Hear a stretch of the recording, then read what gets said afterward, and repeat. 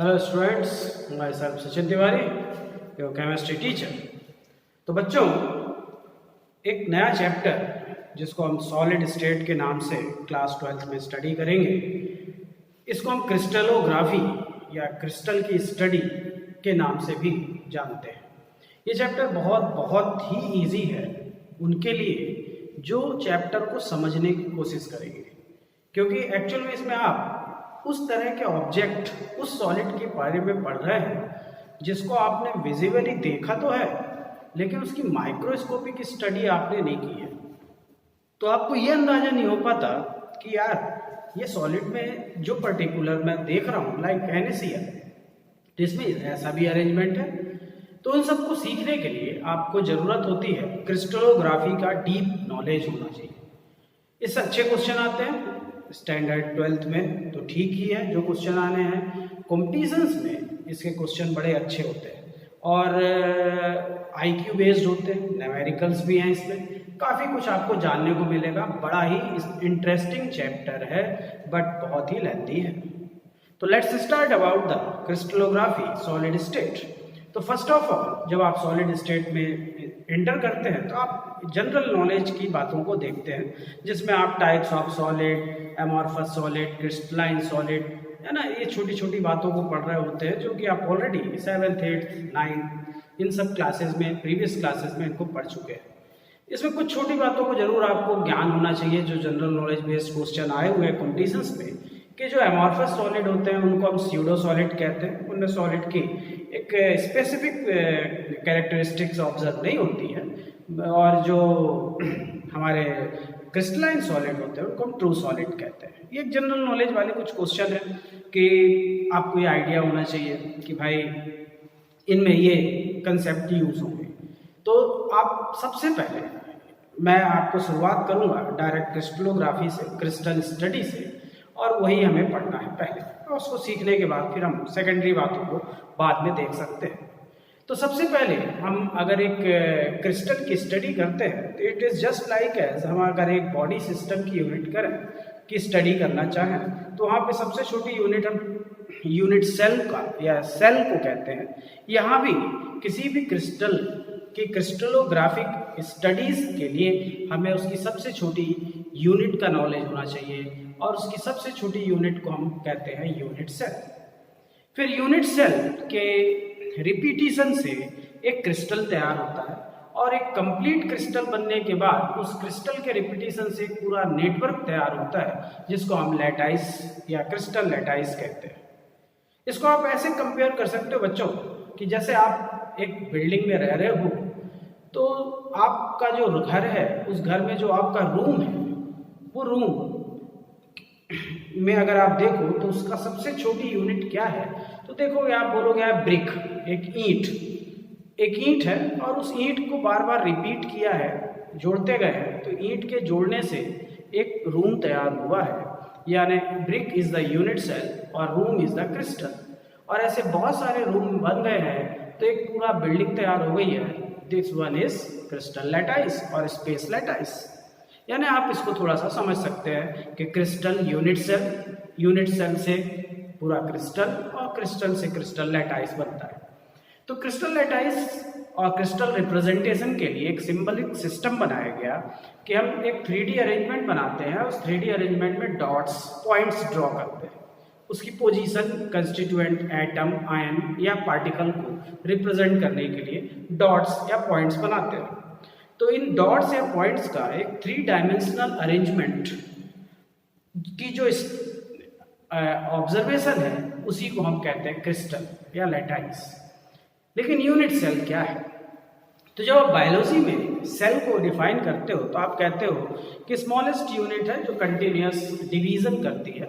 वहाँ तो mitosis, meiosis ये सब होता है। यहाँ आप बोलोगे कि भाई ईंट है तो ईंट डिवीजन तो करेगी नहीं कि रात भर में 4 ईंट हो जाएंगी। ईंट का क्या होगा? रिपीटिशन। तो आपको यहाँ बोलना होगा कि unit cell is the smallest fundamental unit of any crystal which form whole of the crystal system by continuous repetition.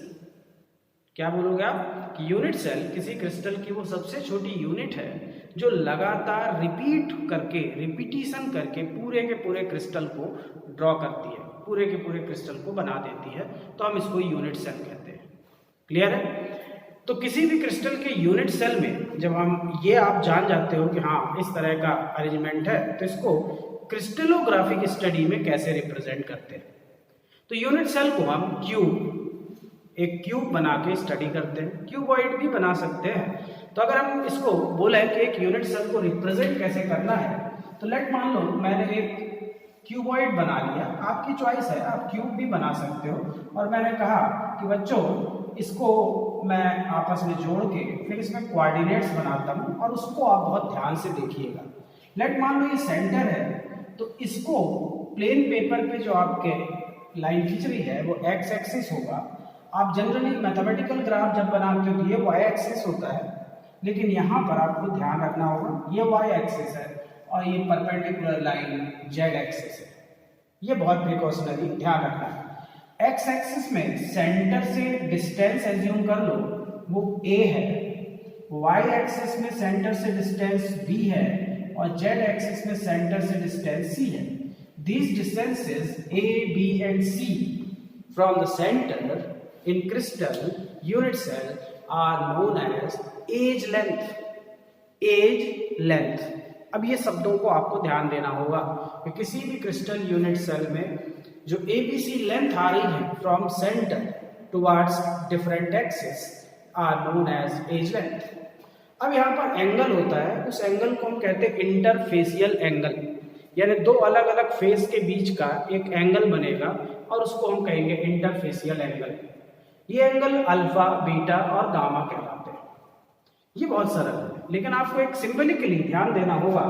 आपने कहीं भी ए जहां एज्यूम किया है उस ए के फ्रंट में अल्फा होगा, बी के फ्रंट में बीटा होगा और सी के फ्रंट में गामा होगा।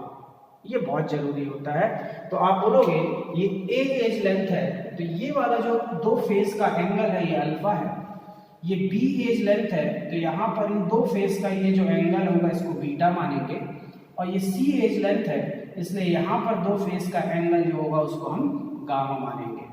तो किसी भी यूनिट सेल में बच्चों रिप्रेजेंटेशन का ये तरीका होता है कि यूनिट सेल को जब आप रिप्रेजेंट कर रहे होगे तो आपको पहले तो ये मालूम हो कि भाई unit cell is the simplest fundamental unit which form whole of the crystal by continuous repetition. और यूनिट सेल के जो रिप्रेजेंटेशन का तरीका होता है, आप क्यूब लो, क्यूबॉइड लो, एनीवन, कोई दिक्कत नहीं है, एक्स वाई जेड कोऑर्डिनेट्स लो। एक्स कोऑर्डिनेट आपके प्लेन पेपर पे, वाई कोऑर्डिनेट और जेड कोऑर्डिनेट लो। एक्स कोऑर्डिनेट में edge length A, Y coordinate में एज लेंथ बी और जेड कोऑर्डिनेट में एज लेंथ सी लो। एक्स कोऑर्डिनेट में आपने ए लिया है, ए के फ्रंट के दो फेस का एंगल अल्फा कहलाएगा, बी के सामने जो एंगल है वो बीटा कहलाएगा, और सी के फ्रंट फेस पे जो दो फेस बनेंगी उनके बीच का एंगल जो होगा वो गामा कहलाएगा। तो ये स्ट्रक्चर को थोड़ा सा आपको ध्यान लगा के प्रैक्टिस करना चाहिए। 2 बार 3 बार आप चित्र को बनाएंगे तो आपके दिमाग में आ जाएगा कि हाँ ये अरेंजमेंट होता है, इस तरह से हम पढ़ाई करते हैं। क्लियर है बच्चों? अब ये तो मालूम हो गया कि यूनिट सेल है। अब यूनिट सेल पूरे क्रिस्टल को फॉर्म करने वाली है। तो अब क्वेश्चन ये उठता है कि बच्चों ये जब यूनिट सेल हम पढ़ लेते हैं तो ये कितने तरह की यूनिट सेल होती है? बोले यार यूनिट सेल को 2 कैटेगरी में बांटा गया है। एक को कहते हैं हम primitive unit cell. Primitive unit cell यानी इसको और सरल कर सकते हैं क्या, सिंपल कर सकते हैं क्या? बोले हाँ, इसका दूसरा नाम ही है सिंपल क्यूबिक यूनिट सेल। इसका मतलब हम जब यूनिट सेल बनाएंगे तो क्यूब शेप में ही बनाएंगे। डिफिनीशन के लिए आप किसी भी शेप में, क्योंकि हमको A B C 2 edge length दिखानी है जो कि अलग अलग दिखानी थी, इसलिए मैंने क्यूबॉइड बना लिया था। आप बोलोगे पहली यूनिट सेल होती है primitive unit cell which is known as simple cubic unit cell, और दूसरी यूनिट सेल को हम बोलते हैं नॉन प्रिमिटिव यूनिट सेल। तो बोले यार इसमें स्पेशल क्या है? बोले इसका स्पेशल ये है कि इसको हम सेंटर्ड यूनिट सेल भी बोलते हैं। मीन्स सेंटर्ड यूनिट सेल का मतलब क्या है वो हम देखते हैं और समझने की कोशिश करते हैं। तो पहले आप बोलो प्रिमिटिव यूनिट सेल क्या है, वो आइडिया हो, और सेंटर्ड यूनिट सेल क्या है वो आइडिया हो। तो उसके पहले आपको कुछ चीजें मालूम हो। आप एक स्टडी करिए। आप रूम में, जिस रूम पे बैठे हैं, नेचुरली वो स्क्वायर शेप में अगर है, क्यूब है, क्यूबॉइड है, आप उस रूम पे ध्यान दीजिए तो बेसिक चीज़ें आपको आइडिया है कि भाई आपको कॉर्नर कितने दिख रहे हैं। तो स्वाभाविक बात है, अगर हम एक क्यूब ड्रॉ करते हैं तो 1 2 3 4 5 6 7 8 देयर आर 8 कॉर्नर्स, 8 कॉर्नर होते हैं। क्लियर है? दूसरी बात, फेस कितनी होती है? फेस यानी दीवारें, बाउंड्रीज। बोले यार फेस आप रूम पे देखी नहीं आपके, 1 2 3 4, एक छत, एक फर्श, यानी कुल 6 फेस होती है। ये तो आपने बचपन से सीखा हुआ है। एज कितनी होती है? एज यानी ये जो क्यूब बना है या क्यूबॉइड बना है, तो ये लाइंस जो है ये एज है, सेंटर टू सेंटर मिलाने के लिए, कॉर्नर टू कॉर्नर। तो 1 2 3 4 5 6 7 8 9 10 11 12 there are 12 edges present in a unit cell. और एक होता है body centre. Body centre crystal का एक इनविजिबल सेंटर पॉइंट माना जाता है और उसको हम कहते हैं बॉडी सेंटर। क्लियर? तो ऐसी यूनिट सेल जिसमें कंस्टिट्यूएंट पार्टिकल, अब यहाँ कंस्टिट्यूएंट पार्टिकल कौन हो सकता है? बोले यार एटम भी हो सकता है, आयन भी हो सकता है, मॉलिक्यूल भी हो सकता है। तो आप जनरली कंस्टिट्यूएंट पार्टिकल बोलते हो। अगर आप एटम बोल देते हो तो गलत नहीं है। कि ऐसी यूनिट सेल जिसमें कंस्टिट्यूएंट पार्टिकल या atoms present only at the corner, केवल और केवल कोनों पर प्रेजेंट हो, तो हम इसको कहते हैं सिंपल या primitive unit cell. Clear? Simple primitive unit cell में जो केवल कोने पर होते हैं, उसके अलावा अब होता क्या है, जो आप ध्यान से देखो तो ये फेस है, तो फेस में एक सेंटर होगा। क्लियर? एज है तो एज का एक मिड पॉइंट होगा, सेंटर होगा। ये पूरा क्रिस्टल है तो इस क्रिस्टल का भी एक सेंटर होगा। तो ऐसी यूनिट सेल जिसमें कंस्टिट्यूएंट पार्टिकल कोने पर तो हो एज वेल एज अलग अलग सेंटर्स पर भी हो, उसको हम कहते हैं सेंटर्ड क्यूबिक यूनिट सेल। ये है नॉन प्रिमिटिव यूनिट सेल। जो सेंटर्ड यूनिट सेल होती है वो कंडीशनली एटम की प्रेजेंस के आधार पर, on the basis of presence of constituent atoms, these are classified in 3 type. इन 3 टाइप में से थर्ड वन इज यूजलेस, ज्यादा उसका उपयोग नहीं होगा। पहली यूनिट सेल कहलाती है BCC, body centred cubic unit cell. दूसरी कहलाती है FCC, face centred cubic unit cell. और तीसरी कहलाती है ECC, edge centred cubic unit cell. Clear बच्चों? तो बोले यार यूनिट सेल कितने तरह के होते हैं? बोले यूनिट सेल 2 तरह की होती है। प्रिमिटिव, ऐसी यूनिट सेल प्रिमिटिव है जो जिनमें कंस्टिट्यूएंट एटम या पार्टिकल केवल कॉर्नर पे होता हो। प्रिमिटिव यूनिट सेल को ही हम सिंपल क्यूबिक यूनिट सेल भी कहते हैं। दूसरी नॉन प्रिमिटिव यूनिट सेल है जिनको हम सेंटर्ड क्यूबिक यूनिट सेल भी कहते हैं। These unit cells are of 3 types are BCC, FCC and ECC। तो मैंने आपको बोला कि यूनिट सेल को 2 क्लास में मैं बांट रहा हूँ। एक को मैंने कहा है प्रिमिटिव, और प्रिमिटिव यूनिट सेल को ही हम बोलेंगे सिंपल क्यूबिक यूनिट सेल, और हम इसको ही ज्यादातर लैंग्वेज में यूज करेंगे। सिंपल क्यूबिक को हम SC लिखा करेंगे। दूसरी होती है centred unit cell. Centred unit cell को हम नॉन प्रिमिटिव यूनिट सेल कहते हैं। ये 3 तरह की होती हैं। एक को हम कहते हैं BCC, एक को कहते हैं FCC और एक को कहते हैं ECC। BCC का मतलब होता है body centred cubic unit cell, FCC का मतलब होता है face centred cubic unit cell, ECC का मतलब होता है edge centred cubic unit cell. Clear बच्चों? अब होता क्या है कि इन सब चीजों को जब आप पढ़ाई कर रहे होते हैं तो अब ये तो क्लियर हो गया कि आप सिंपल क्यूबिक यानी ऐसी यूनिट सेल जिसमें केवल कोने पर, यानी मैं अगर ऐसे ध्यान दूंगा कि मैंने एक क्यूब ड्रॉ किया बच्चों और बोला यार मैं स्ट्रक्चरल यूनिट सेल अरेंजमेंट दिखाना चाहता हूँ। मैं कह रहा हूँ कि द कंस्टिट्यूएंट पार्टिकल, जिसको मैं ऐसे स्फेरिकल फॉर्म पे रिप्रेजेंट कर रहा हूँ, अगर कंस्टिट्यूएंट पार्टिकल केवल और केवल कोने पर, कॉर्नर पर है, तो this is known as simple cubic unit cell और प्रिमिटिव यूनिट सेल। क्लियर? तो ये पहले तरह की हुई। दूसरी BCC। यानी कोने ऐसी यूनिट सेल बीसीसी यानी body centred cubic unit cell ऐसी यूनिट सेल होती है जिसपे कंस्टिट्यूएंट एटम या पार्टिकल कोने पर तो हो ही हो, साथ ही साथ बॉडी के सेंटर पे भी हो। बॉडी का सेंटर यानी पूरे क्रिस्टल यूनिट सेल का या क्यूब का सेंटर जहां है। तो such type of unit cell in which the constituent particle और atom are present at corners as well as the center of the unit cell is termed as BCC unit cell। तो अगर मैं एक atom यहां पर और बना दूं तो this one is known as BCC unit cell. Clear हो गई बात। तीसरी है FCC। FCC फेस कितनी है 6 और हर फेस में एक सेंटर होगा। तो ऐसी यूनिट सेल जिसमें कंस्टिट्यूएंट पार्टिकल कॉर्नर पे तो हो, साथ ही साथ हर एक फेस के सेंटर पे भी हो, यानी हर एक फेस यानी 6 फेस है तो हर एक फेस के सेंटर पे भी हो, तो उसको कहते हैं हम FCC यूनिट सेल।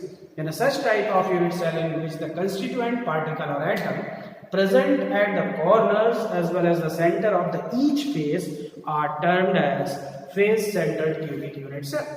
तो बच्चों जब आप चित्र बनाओगे तो आप बोलोगे कोने पर तो है ही है फेस का सेंटर, तो अब आप 3D बातें कर रहे हो, कॉपी 2D चित्र बनाएगी, तो आप थोड़ा ध्यान देना। मैं बोल रहा हूं एक, ये दूसरा फेस, ये तीसरा फेस, ये चौथा फेस 2D में ही हो पाएगा।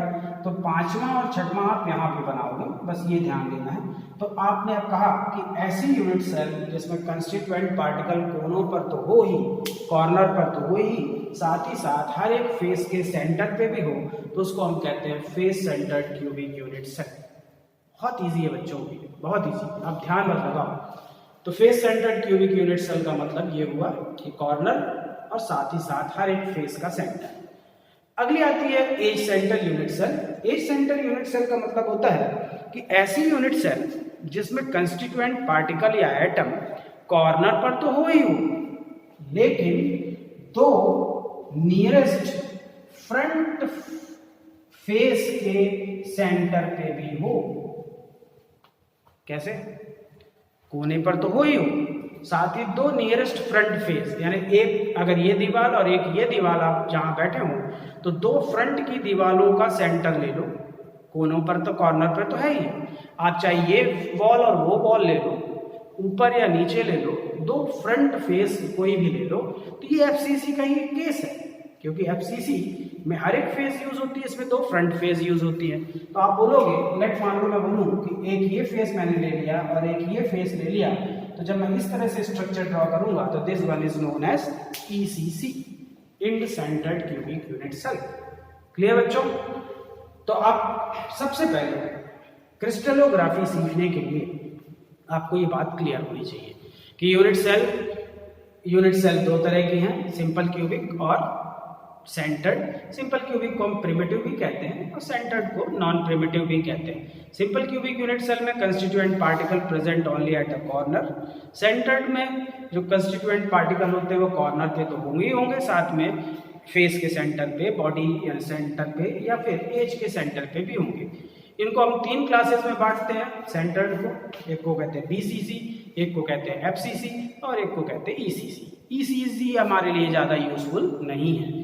BCC यानी body centred cubic unit cell, जिसमें कंस्टिट्यूएंट पार्टिकल कॉर्नर पे तो हो ही हो, साथ में बॉडी के सेंटर पे भी हो, यानी यूनिट सेल के सेंटर पे भी हो, तो है body centred cubic unit cell.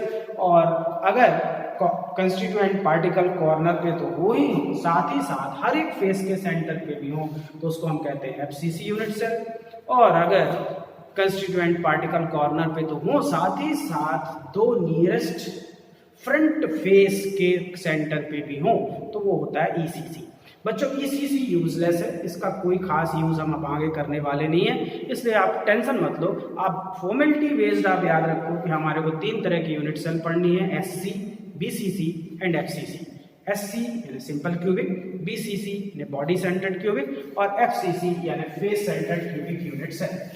जब आप इन क्यूबिक यूनिट सेल्स के बारे में पढ़ाई कर लेते हो और इनको आप पहचानना सीख जाते हो कि कोई भी चित्र देख के आप तुरंत ये बता पाओ कि हाँ ये यूनिट सेल है, तब आप फिर बड़ी बातों को सीखने के लायक हो जाते हो। तो फर्स्ट ऑफ ऑल आपकी ड्यूटी है, आप यूनिट सेल पे कंफर्म हो जाओ। क्लियर? अब आगे आप जब देखोगे बच्चों तो यूनिट सेल के रिपीटिशन से एक क्रिस्टल तैयार होता है। क्रिस्टल को बेसिकली 7 कैटेगरी में बांटा गया है। इसमें एक बड़ा बढ़िया चार्ट आपके बुक में बना होगा और वो चार्ट बहुत जरूरी है कि आपसे बने। कॉम्पिटिशन्स में इवन ऑब्जेक्टिव क्वेश्चन 12th में आते हैं और ये चार्ट से एक क्वेश्चन तो आ ही जाता है और बच्चे जो इसको देखते हैं उनको ये भूल जाता है। तो जब आप बुक में देखोगे तो एक बढ़िया चार्ट बना है, उस चार्ट पे आपको कंसंट्रेशन करना होगा। तो ये क्या है, तो हम पढ़ने वाले हैं टाइप्स ऑफ क्रिस्टल। तो अब ये क्रिस्टल का आप टेंशन कैसे दूर करें, तो इसके लिए चलिए हम एक रटना है, इसमें बहुत ज़्यादा दिमाग नहीं लगाना है आपको। तो क्रिस्टल को 7 कैटेगरी में बांटा। अब क्या हुआ, ये क्रिस्टल 7 कैटेगरी के हैं। 4 तरह की यूनिट सेल हमने देखी। अगर हम ECC को भी जोड़ लें तो 7 4 जा 28 प्रोबेबल क्रिस्टल हो सकते हैं, 28 टाइप के क्रिस्टल डेवलप हो सकते हैं। लेकिन इन एक्चुअल प्रैक्टिस 14 टाइप के क्रिस्टल पॉसिबल हो पाते हैं। अब आप बातों को सुनिएगा, 14 टाइप के क्रिस्टल हो सकते हैं, ये बात एक साइंटिस्ट ने बोली थी जिसका नाम था ब्रेबेस। तो अब 2 बातें, जब बच्चों आपसे कोई पूछे कि टाइप्स ऑफ क्रिस्टल या टाइप्स ऑफ क्रिस्टल सिस्टम, तो आप बोलोगे 7 टाइप हमेशा। लेकिन जब कोई पूछे नंबर ऑफ ब्रेबेस क्रिस्टल, ब्रेबेस क्रिस्टल कितने होते हैं, तब आप हमेशा बोलोगे 14 ब्रेबेस क्रिस्टल। क्लियर? दोनों अलग बातें हैं। अब मैं आपको एक कोड में एक बातें करूंगा जिसको आपके दिमाग में विद इन 2 मिनट सब कुछ आ जाएगा। फिर उसको हम डिकोड करेंगे तो आपको ये पूरा चार्ट रट जाएगा। कैसे? देखिए 7 तरह के क्रिस्टल हैं, उनको हम क्या बोले? बोले यार एक काम करो, चलो एक कहानी करते हैं, CT और HMT।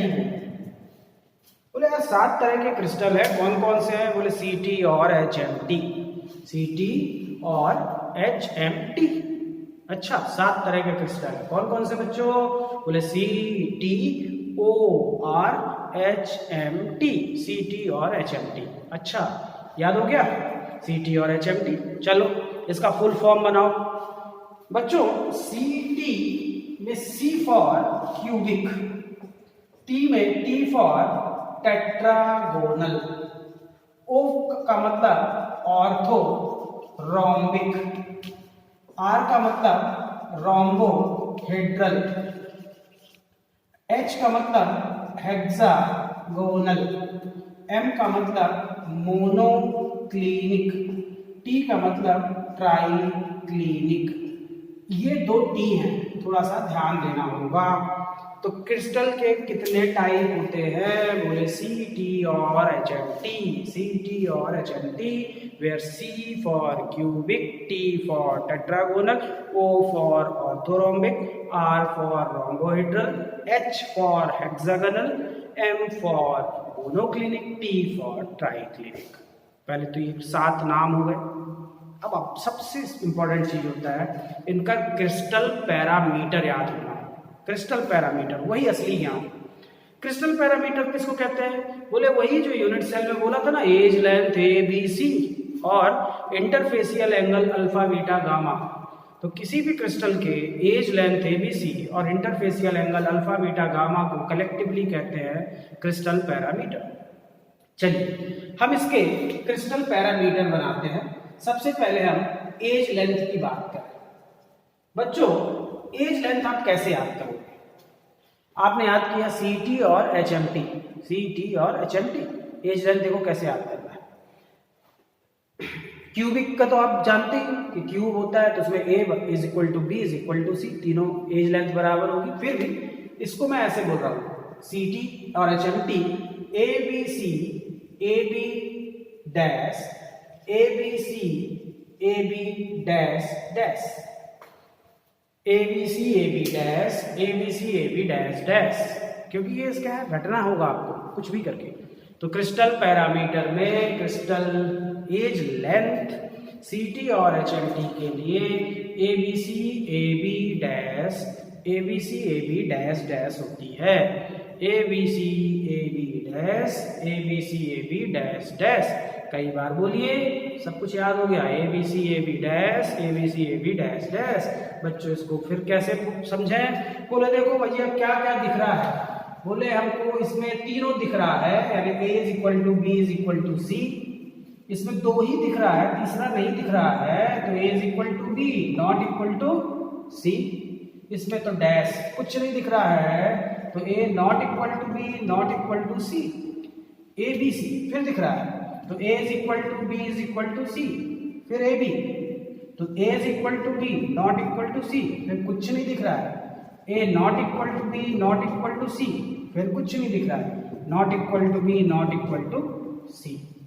क्या कहते हो बच्चों, याद हो जाएगा?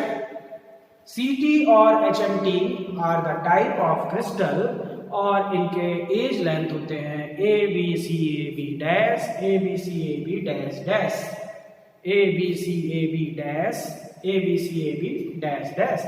Where A B C means ए दिखा, बी दिखा, सी दिखा, यानी तीनों बराबर। ए बी तो ए दिखा is equal to B, but नहीं दिख रहा है सी, तो not equal to C. Dash यानी कुछ नहीं दिखा, तो A not equal to B not equal to C. तो बहुत सरल है यार, क्लियर है? तो सी टी और H M T A B C A B dash dash, C T और H M T A B C A B dash dash. ये आपको क्रिस्टल सिस्टम याद हुआ। अब सबसे कठिन काम है इनका एंगल याद करना बच्चों। इसको कौन सा एंगल? इंटरफेसियल एंगल, जिसमें कॉम्पिटिशन्स में सबसे ज्यादा हेक्सागोनल पूछा गया है। चलिए एंगल याद करने की कोशिश करते हैं। देखिए एंगल कैसे याद करते हैं। सीटी और एचएमटी में जो फर्स्ट थ्री हैं, पहले तीन C T O, first three के सभी एंगल इक्वल हैं और सभी 90। फर्स्ट थ्री के सभी एंगल इक्वल हैं और सभी 90 हैं। बट लास्ट वन जो अंतिम में है, seventh try clinic, last one में सभी एंगल डिफरेंट है और कोई भी 90 नहीं है।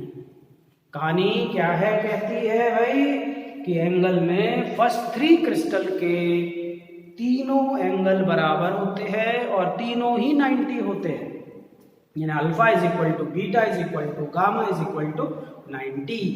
लेकिन फोर्थ वन में कुछ भी इक्वल नहीं होता और कोई भी 90 नहीं होता। यानी alpha not equal to beta not equal to gamma and not equal to 90। तो आपको ये चार तो पहले याद करना है, सातों एक बार में नहीं याद करना है। ये चार याद होगा। बोले यार चार तो मेरे को गारंटी से बनते हैं। क्या? बोले पहले के तीन में सब कुछ बराबर 90, लास्ट वाला कुछ बराबर नहीं, ना ही 90। तो आप लिख दो। बोले क्या बोल रहा हूँ बच्चों मैं? इसमें एंगल रिलेशन, इंटरफेसियल एंगल क्या आ रहा है? तो इसमें बोले यार फर्स्ट, सेकंड और थर्ड ये तीनों में सब कुछ बराबर है और 90 है। Alpha is equal to beta is equal to gamma is equal to 90। Alpha is equal to beta gamma is equal to 90। Alpha is equal to beta is equal to gamma is equal to 90। बोले ये तीन तो मेरे को guarantee के साथ बनते हैं। और मेरे को ये भी बनता है सेवेंथ लास्ट वाला में कोई भी बराबर नहीं है। Not equal to beta not equal to gamma not equal to 90। बोले यार मेरे को चार तो बनने लगे। यानी मुझे क्या क्या याद हो गया? सीटी और एचएमटी क्रिस्टल के टाइप होते हैं। ABC AB dash ABC AB dash dash crystal के एज लेंथ होते हैं। और एंगल में जब बात आती है तो फर्स्ट थ्री के सब कुछ इक्वल है, 90 है, और लास्ट वाला में कुछ इक्वल नहीं है और कोई 90 नहीं। चलो मेरे को अगर ये चार याद हो गए तो अब मैं इन तीन को पॉज लेके भी पढ़ सकता हूँ, है ना? आज याद हो जाएंगे तो ठीक है, कल याद कर लूंगा, फिर अकेले में इसको याद करूंगा तो ये तीन बार याद होंगे मेरे को। तो दिमाग में क्या होता है, पॉइंट जो पीसेस में आप याद करोगे फिर वो सब पीसेस कोलैबोरेट हो जाएंगे। चलिए हमको अब ये सब याद हो गया है। अब हम उन तीन पे कंसंट्रेट करते हैं। उन तीन पे जब कंसंट्रेट करते हैं तो जो फोर्थ नंबर है हमारे पास, उस फोर्थ नंबर में जो आप देखोगे तो भाई रोम्बोहेड्रल है। तो रोम्बोहेड्रल की जब पढ़ाई कर रहे होते हैं तो इसमें सबसे इंपॉर्टेंट ये होता है कि यार अब देखो कि आप पहले के तीन में क्या देख रहे हो। तो अगर पहले के 3 आपको याद है तो चौथा भी बन जाएगा। कैसे? बोले यार फर्स्ट 3 जो है उसमें सब इक्वल है और सब 90 है, और लास्ट वाले में तो कोई दिक्कत ही नहीं है, सब बराबर नहीं है और कोई 90 नहीं है। अगर पहले 3 में सब इक्वल है और 90 है बच्चों, तो फोर्थ वाले को मैं बोलूँगा सब इक्वल हैं लेकिन 90 नहीं है।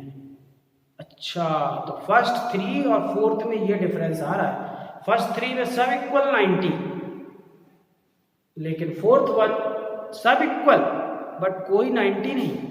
यानी चौथे को मैं लिखूंगा alpha is equal to beta is equal to gamma but not equal to 90। Alpha beta gamma बराबर है लेकिन 90 नहीं है। क्लियर? चलो, अगर मेरे को पहले 3 याद है तो चौथा तो मेरे से गारंटीड बनेगा। अब पांचवें की बात करो, हेक्सागन। हेक्सागनल का मतलब क्या होता है? जैसे बेंजीन होती है, तो हेक्सागन में हम क्या बोलते हैं कि भाई जो हेक्सागन होता है वो इस शेप का होता है। अगर आप इसको 3D करना चाहते हो तो आप इस तरह से बना दो तो ये 3D में आ जाएगा।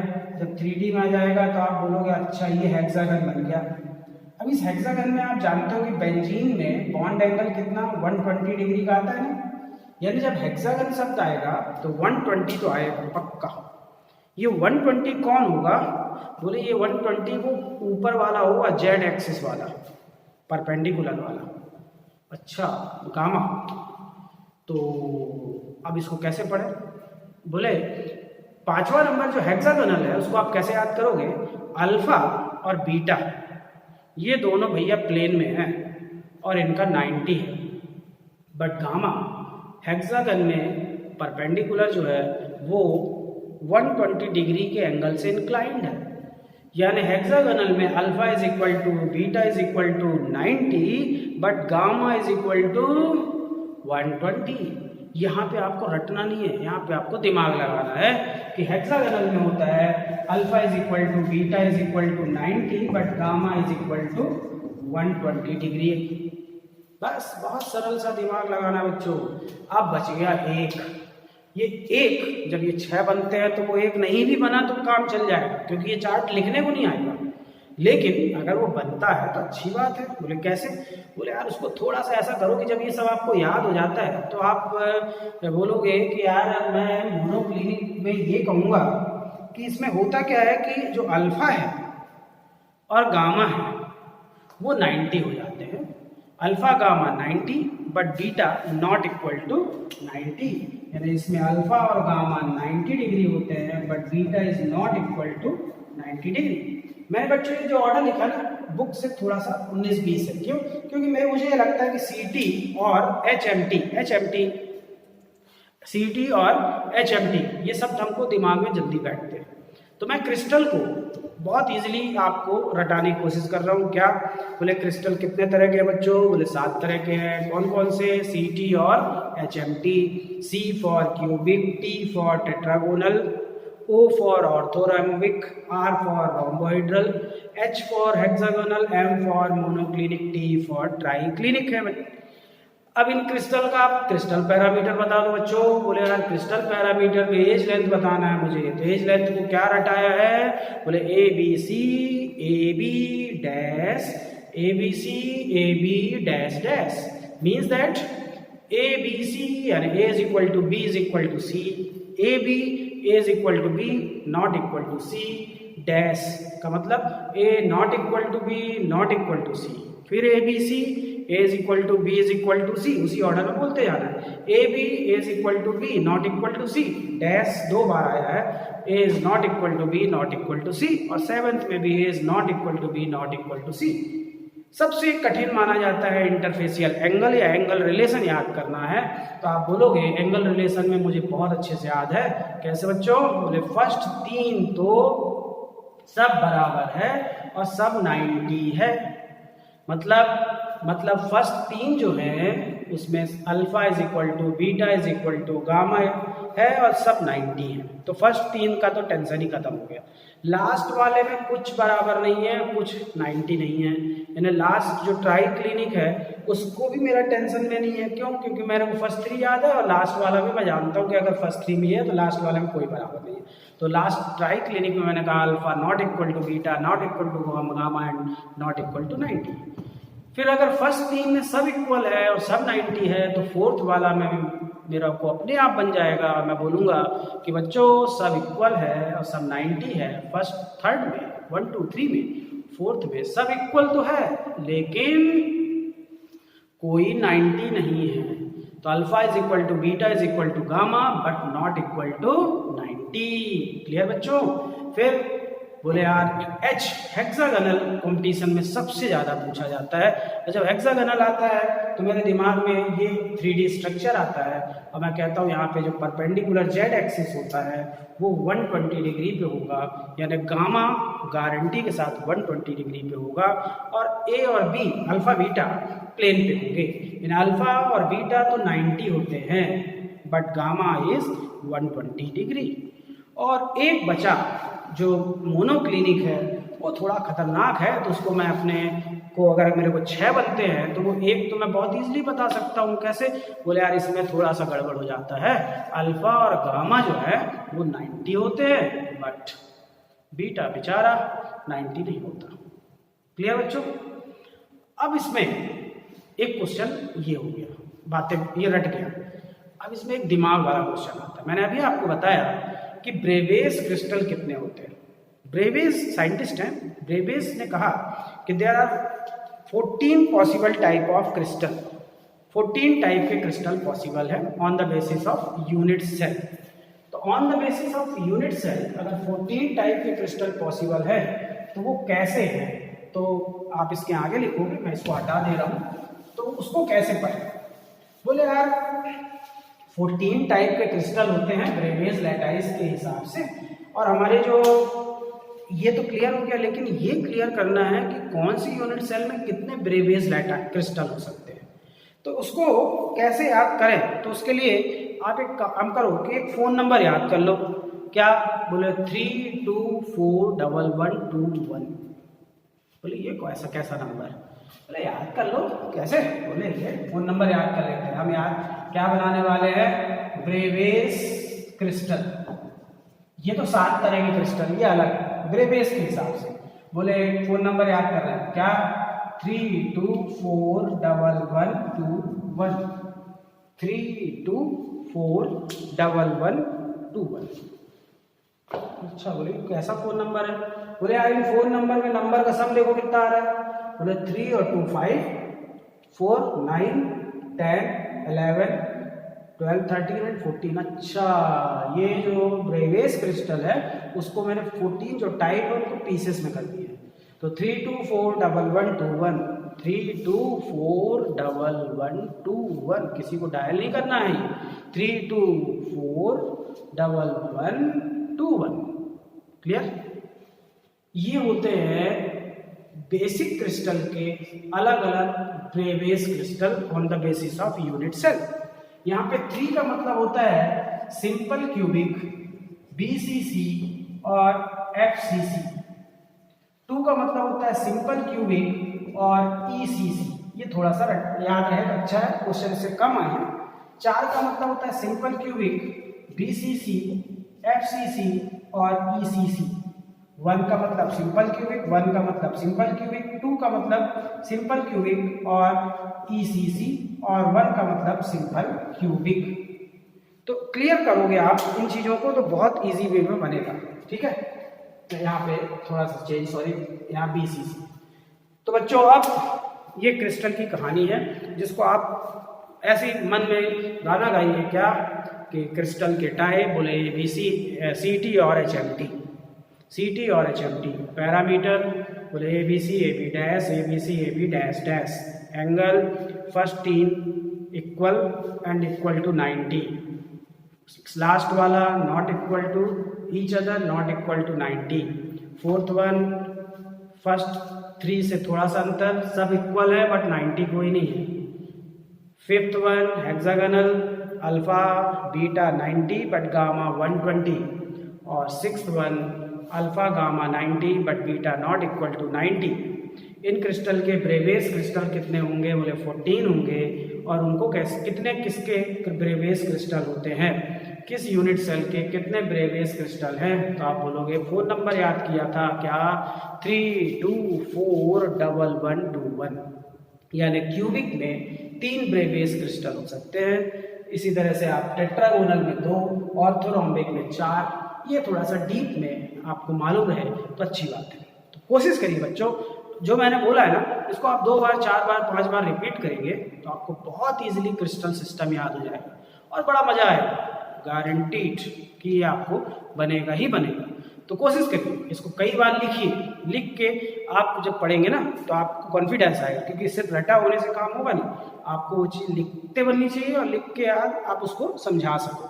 क्लियर है? तो कोशिश करिए कि क्रिस्टल सिस्टम में आप सबसे पहले यूनिट सेल की आइडेंटिटी क्या है, उसमें हम क्रिस्टल को कैसे पहचानेंगे, इन सब बातों पे विशेष रूप से ध्यान दें। जब आप ये सब चीज़ों को सीख जाओगे तो आपको आगे सीखना होगा कि भाई कंट्रीब्यूशन रूल क्या है। कंट्रीब्यूशन रूल के बाद किसी यूनिट सेल में कितने कंस्टिट्यूएंट एटम या पार्टिकल होते हैं, उनका काउंटिंग कैसे करते हैं। एक यूनिट सेल को जो स्फीयर होते हैं उनको कैसे अरेंज किया जाता है, this one is known as packing. Packing कर देने से कुछ जगह खाली रह जाती है, this space is known as void. ये पैकिंग कितने तरह की होती है, ये वॉइड कितने तरह की होती है। पैकिंग कर देने के बाद कितनी जगह भरी जाती है, उसको कहते हैं स्पेस ऑक्यूपाइड, कितनी जगह खाली होती है। स्पेस ऑक्यूपाइड कैसे निकलेगा, प्रूव कैसे होगा, अलग अलग यूनिट सेल में एज लेंथ और स्फीयर या एटम की रेडियस का रिलेशन क्या होगा। बच्चों ये बड़ी बड़ी बातें हैं जो नेक्स्ट वीडियो में आपको मैं सिखाऊंगा। तो इस वीडियो में इतना ही, और कोशिश करिए सीटी और HMT ABC AB dash ABC AB dash dash angle में थोड़ा सा कंसंट्रेट होइए, 3 2 4 1 1 2 1, कोशिश करिए कि ये कैसे भी याद हो जाए, और जब ये याद हो जाएगा तो बड़ा मजा आएगा। ओके, तो आज के लिए इतना ही। Thank you, thanks a lot.